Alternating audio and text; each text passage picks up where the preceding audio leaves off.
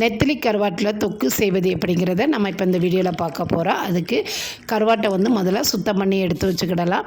இப்போ ஒரு மண்சட்டியில் எண்ணெய், கடுகு, வெந்தயம், சின்ன வெங்காயம், பொடிசாக கட் பண்ண பெரிய வெங்காயம் எல்லாத்தையும் போட்டு நல்லா வதக்கி விட்டுக்கிடுவோம்.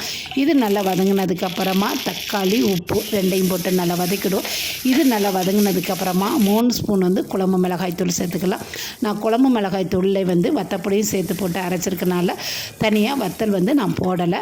இப்போ இது கூடவே தண்ணி ஊற்றி கொதிக்க வச்சுக்கிடலாம். 2 கிண்ண ஒரு பச்சை மிளகா, மாங்காய் போட்டு ஒரு 5 நிமிஷம் நல்லா வெந்ததுக்கப்புறமா நம்ம சுத்தம் பண்ணி வச்சுருக்க நெத்திலி கருவாட்டையும் போட்டு ஒரு 10 நிமிஷம் நல்லா கொதிக்க வச்சு எடுத்தால் மணக்க மண்சட்டியில் வைத்த நெத்திலி கருவாட்டு தொக்கு ரெடி ஆகிட்டு, கடைசியாக 1-2 தட்டுனா வெங்காயத்தையும் போட்டு இறங்கினா டேஸ்ட்டு சும்மா அட்டகாசமாக இருக்குங்க. இதை நம்ம கேழ்வரகு களியோடு வச்சு சாப்பிடுங்க. டேஸ்ட்டு அப்படி இருக்குங்க. கண்டிப்பாக நீங்களும் இந்த மாதிரி ட்ரை பண்ணி பாருங்கள். இந்த வீடியோ பிடிச்சிருந்தா லைக் பண்ணுங்கள், ஷேர் பண்ணுங்கள்.